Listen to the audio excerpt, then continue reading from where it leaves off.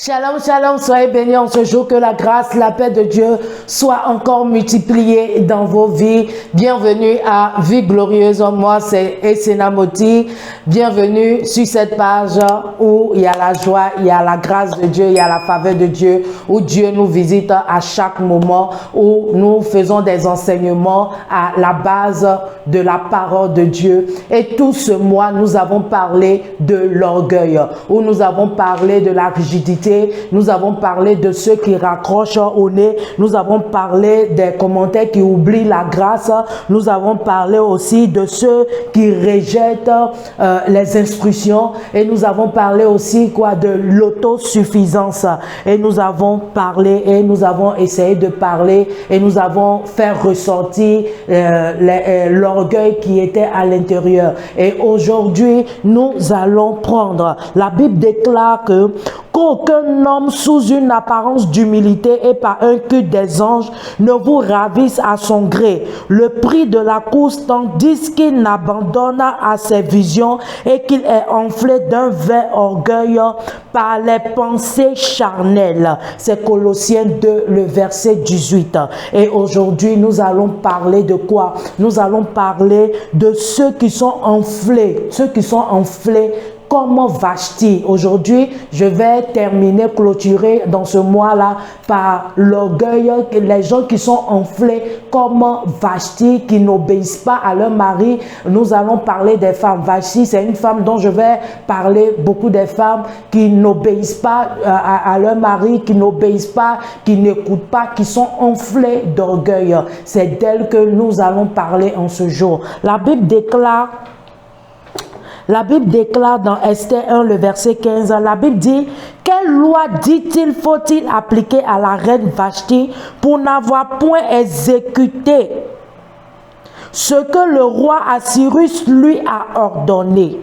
Pour ceux qui ne savent pas, c'est que dans Esther chapitre 1, la Bible déclare dans le verset 9 que la reine Vashti elle-même avait aussi fait un festin pour les femmes dans sa maison.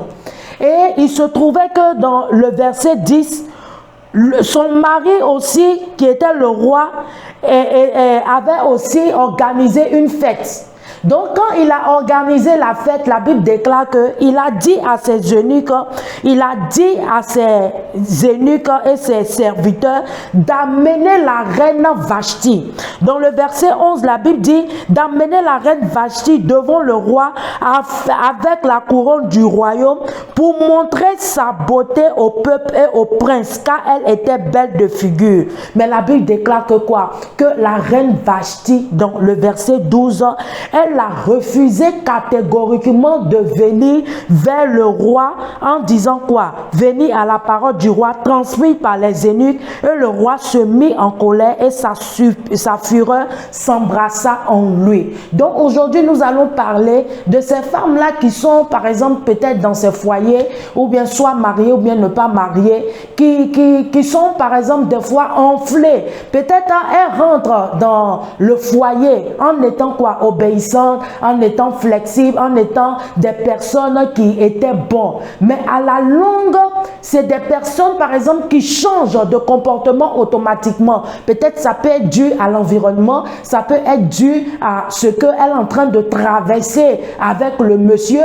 soit peut-être il y a ce côté d'orgueil qui était en elle là, commence à ressortir. Mais la Bible déclare quoi? Que l'homme est le chef de la famille. Donc, quel que soit ce qui va se passer, quel que soit ce qui sera fait, quel que soit ce qui va se dire, il est important que tu reconnaisses toujours que quoi? Que ton mari est ton chef, il est ta tête.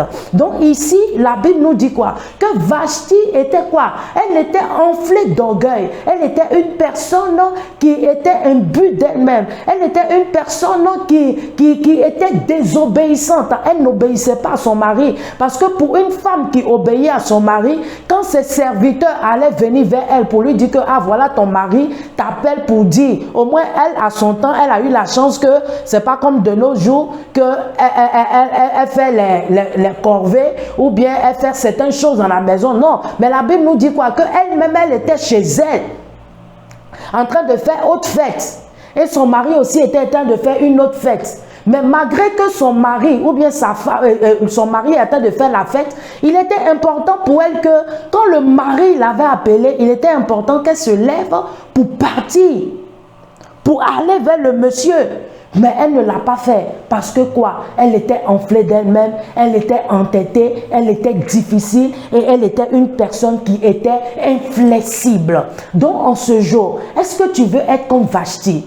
Est-ce que tu veux être comme Vashti qui était inflexible? Est-ce que tu veux être comme Vashti qui était entêtée? Est-ce que tu veux être comme Vashti qui était difficile? Parce que à la suite, on a vu quoi dans le verset 15? La Bible dit que la loi, dit-il, faut-il appliquer à la reine Vashti pour n'avoir point exécuté ce que le roi Assyrus lui a ordonné par les eunuques?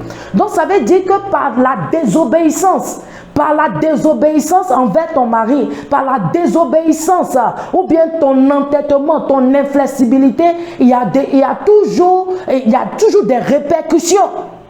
Il y a toujours des répercussions. C'est ce que la reine Vashti a eu. Par son orgueil, par son enfance, par son indisponibilité, par sa comment je peux dire, par sa manière d'être difficile, mais elle a subi. On n'a plus entendu parler d'elle. On n'a plus entendu parler d'elle du tout. On n'a plus entendu parler d'elle. Donc tu peux être là, tu peux nous suivre en ce jour. Et tu es par exemple une personne que ton mari te donne des instructions, ou par exemple, je donne un exemple, ou par exemple, ton mari veut, tu veux par exemple aller à une école, et ton mari te dit non, qu'il ne voit pas que aller à cette école-là, ou bien faire cette affaire, ou bien aller dans ce travail-là, il ne voit pas que c'est encore possible, ou bien il ne voit pas la réalité, ou bien il ne voit pas réellement ce à quoi ça va t'apporter. Mais je peux te dire que tu peux, en tant qu'une femme, te rabaisser. Tu peux te rabaisser et laisser ça comme ça. Et tu vas devant le Seigneur. Il est important que tu plies tes genoux vers le Seigneur. Si c'est le Seigneur qui est réellement qui t'a dit de faire cette affaire, si c'est réellement le Seigneur qui t'a dit par exemple de bâtir cette maison, si c'est le Seigneur qui t'a dit réellement de effectuer ce voyage, si c'est le Seigneur qui t'a dit réellement d'aller dans cette école, si c'est le Seigneur réellement qui t'a dit d'aller dans cette église, mais le Seigneur va se révéler à ton mari. Il va se révéler à ton mari de telle sorte qu'il va changer automatiquement il va changer d'idée, il va changer sa manière d'être, il va changer sa manière de penser, il va changer parce que le Seigneur est dans ce que tu es en train de faire. Donc j'aimerais exhorter tout un chacun en ce jour. Vashti a payé par son orgueil, elle a payé par sa manière d'être difficile, elle a payé par sa manière d'être inflexible, elle a payé par sa manière d'entêtement. La Bible dit qu'elle a été changée, ils l'ont changée automatiquement et on n'a plus entendu parler d'elle jusqu'aujourd'hui. Aujourd'hui, on entend parler de la reine Esther parce que la reine Esther, elle est obéissante et la Bible dit quoi? Que Esther avait tout. Esther, sa vie n'était pas bonne aussi parce que sa vie n'était pas bonne, mais elle allait devant le Seigneur. Le Seigneur même a orchestré les choses. Le Seigneur même a organisé les choses. Donc si tu veux que ton mari puisse t'écouter, tu veux que les situations puissent changer dans ta vie, ce n'est pas d'être orgueilleuse, ce n'est pas d'être enflée, ce n'est pas d'être difficile. Ce que tu vas dire au monsieur, le monsieur va toujours le rendre, comment je peux vous dire ça? Ça va toujours le rendre dur. Mais c'est ta douceur qui peut l'amener, ta douceur et la prière de Dieu, la prière que tu mets au devant de Dieu. C'est cette douceur, cette prière-là qui va amener le monsieur à changer. Donc, si ton mari te dit de faire telle chose, fais-le. Même si ça ne te plaît pas, tu peux le faire. Ça dépend des questions, ça dépend des choses que ton mari te dit de faire. Ça dépend des choses. Tu peux le faire. Ou bien il y a une manière de parler. Il y a une manière de parler pour ne pas qu'il soit en colère, pour qu'il soit offusqué, pour ne pas que son orgueil, son côté d'homme-là se réveille, il y a une manière que tu vas parler. Et en ce jour, il est important que tu demandes la sagesse de Dieu. Nous allons demander la sagesse de Dieu. Et nous allons prier en ce jour. Et nous allons dire au Seigneur, Éternel, Papa, donne-nous la sagesse. Il est important que tu nous donnes la sagesse. Et tu vas prier avec moi. Tu vas dire, Seigneur Jésus-Christ, Éternel, donne-moi la sagesse. Donne-moi la sagesse de pouvoir parler avec mon mari. Donne-moi la sagesse, Seigneur, de pouvoir savoir communiquer. Merci, Éternel, pour tout ce que tu fais. Au nom de Jésus-Christ. Et tu vas prier encore ce jour. Si tu es là et tu es une personne qui est enflée d'orgueil, tu es inflexible, tu es gonflé toi-même, tu es une personne qui raccroche au nez, tu es une personne qui se sent autosuffisant.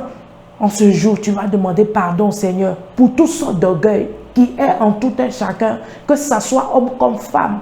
Il est important que l'Éternel enlève cet orgueil-là en nous, afin que nous soyons remplis d'humilité. L'humilité précède la gloire. C'est important que nous soyons humbles. Et tu vas prier avec moi, tu vas dire, Seigneur, Éternel, toute plante que tu n'as pas plantée, je prie au nom de Jésus-Christ, que la plante de l'orgueil que l'ennemi a sémé en moi, que cela soit déraciné, jeté au feu au nom de Jésus-Christ. Merci Éternel Papa, parce qu'au lieu de l'orgueil, je déclare la douceur. Au lieu de l'orgueil, je déclare la flexibilité. Au lieu de l'orgueil, je déclare l'humilité. Au lieu de l'orgueil, je déclare, Seigneur, oh, la paix, la joie en moi. Au lieu de l'orgueil, je déclare, Seigneur, cette douceur-là, Seigneur, en moi. Au nom de Jésus-Christ. Et si tu as fait cette prière, sache que le Seigneur t'a déjà écouté. Et à la maison, tu peux continuer à faire cette prière-là. Si tu sais que tu as un but de toi-même, tu es une personne qui est entêtée, tu n'aimes pas qu'on te parle. Parce que des fois, c'est la manière que tu réponds à ton homme, c'est ce qui amène et c'est ce qui amène dans les foyers à l'orgueil, et les foyers, des fois, se casse, ou bien il y a des divorces. À cause de quoi? Parce que l'autre ne veut pas se rabaisser. Tu te rabaisses, Dieu va toujours élever ta tête. C'est pas parce que tu te rabaisses ou bien parce que on se dit non que tu as tort. Tu n'as pas tort. Mais c'est parce que tu veux que tout marche, qu'il y a certaines choses que tu laisses passer. Voilà. Et aujourd'hui, tu laisses passer, mais le lendemain, tu peux revenir dessus parce que les esprits sont quoi? Les esprits sont bien placés, les esprits sont bien posés. Chacun peut venir maintenant pour dire non, ah, je vais dire telle chose, je vais dire telle chose, je vais dire ah, ce que tu as fait hier ou bien telle chose. Voilà, c'est comme ça. Voilà. Que la grâce de Dieu soit avec vous. Et en ce jour, si tu es une personne qui est là, j'aimerais prier pour une personne. Tu es malade. Et j'aimerais te dire, notre Dieu est un Dieu de toute possibilité. Et tu es malade en ce jour. Reçois la guérison au nom de Jésus-Christ. Depuis ta tête jusqu'à la plante de tes pieds, je déclare la guérison dans ton corps au nom de Jésus-Christ. Quel que soit là où tu te trouves, le Saint-Esprit te trouve en ce lieu et reçois ta guérison au nom de Jésus-Christ. Merci Éternel pour tout ce que tu fais. Merci Papa, au nom de Jésus-Christ. Et si tu ne connais pas le Seigneur en tant que ton Seigneur sauveur personnel, la bonne part, c'est Jésus-Christ de Nazareth. La Bible déclare, il est le chemin, la vérité et la vie. Il est le chemin, la vérité et la vie. Et tu es prêt en ce jour, tu vas incliner ta tête et tu vas dire, Seigneur Jésus, je viens à toi tel que je suis. Je sais que je suis un pécheur. Éternel, pardonne-moi de tous mes péchés. Pardonne-moi en ce jour, au nom de Jésus-Christ. Éternel, Papa, je te confesse comme mon Seigneur sauveur personnel. Que ton sang me purifie au nom de Jésus-Christ. Et si tu as fait cette prière, sache que le Seigneur t'a déjà pardonné et le Seigneur est avec toi. Et il est ton ami. Si tu as besoin de nous écrire, nous sommes disponibles, tu peux nous écrire. Si tu as besoin qu'on te suive, nous sommes disponibles. Sois béni. Donc, pendant tout ce mois, nous avons parlé de l'orgueil. Et le mois prochain, nous allons parler de quoi? De l'humilité. Après l'orgueil, quand Dieu enlève l'orgueil, après Dieu plante quoi? L'humilité. Il est important que tu sois humble. C'est important. Et même si c'est difficile, que ton côté orgueil est toujours là, c'est Dieu seul qui peut t'aider. Dieu seul peut t'aider. Et Dieu, il est prêt en ce jour à t'aider, à changer de mentalité, à changer ton cœur, à changer tes pensées, afin que ta vie quoi? Soit glorieuse, afin que ta vie soit glorieuse. La gloire, c'est quoi? Remplie de la grâce, remplie de la joie, remplie de la manifestation de Dieu. Sois béni en ce jour. C'est Etienne Moti. N'oublie pas de toujours nous suivre et à très bientôt. Bye bye! Plume d'une sister à une autre, un livre à avoir absolument. Plume d'une sister à une autre est disponible sur notre site web esinamotiministries.com et dans toutes vos librairies. Contact 07 08 84 59 01 05 05 40 92 73.